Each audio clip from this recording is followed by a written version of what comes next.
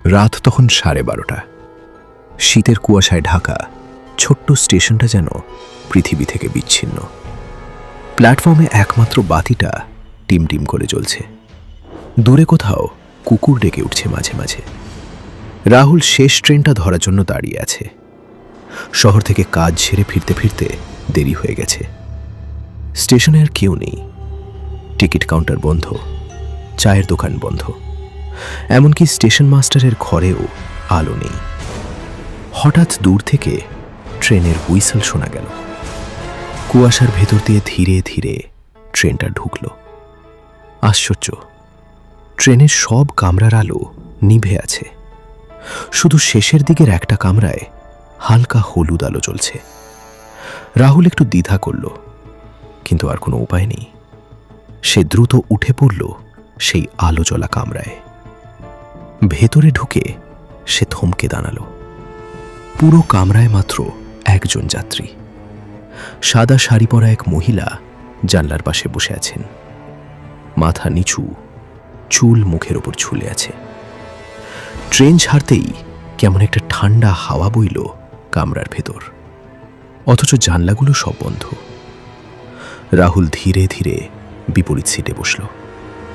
কিছুক্ষণ পর সে লক্ষ্য করল ট্রেনের শব্দ ছাড়া আর কোনো শব্দ নেই। এমনকি চাকার ঠকঠক আওয়াজও যেন অদ্ভুতভাবে নিস্তব্ধ। হঠাৎ মহিলা ধীরে ধীরে মাথা তুললেন।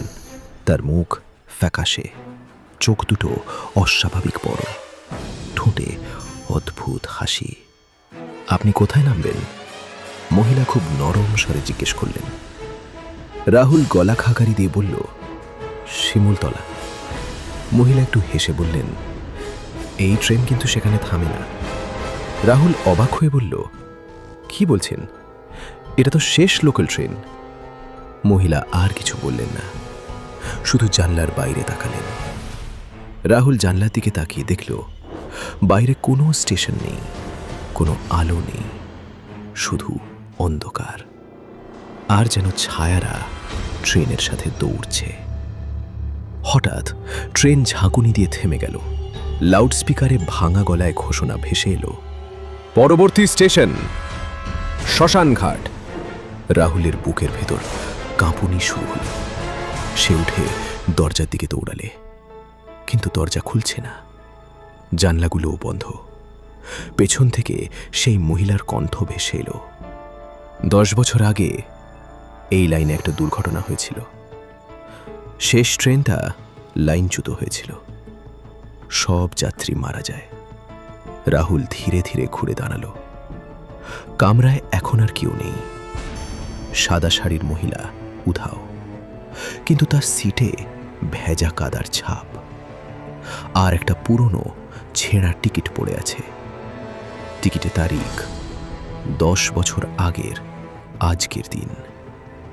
হঠাৎ ট্রেন আবার চলতে শুরু করলো। পরের স্টেশনে গিয়ে ট্রেন থামতেই সব আলো জ্বলে উঠল। লোকজনের কোলাহল, যেন কিছুই ঘটেনি। রাহুল কাঁপতে কাঁপতে নেমে পড়ল। প্ল্যাটফর্মে দাঁড়ানো চাওয়ালাকে জিজ্ঞেস করল, এই লাইনে কি কোনো দুর্ঘটনা হয়েছিল? চাওয়ালা বিস্মিত চোখে তাকাল। হয়েছিল তো, ঠিক আজকের রাতেই। শেষ ট্রেনটা, কেউ বাঁচেনি। রাহুল ধীরে ধীরে পকেটে হাত দিল। তার মুঠোর ভেতর একটা ভেজা পুরনো টিকিট। আর দূরে কুয়াশার ভেতর দিয়ে যেন সাদা শাড়ির এক ছায়া দাঁড়িয়ে হাসছে।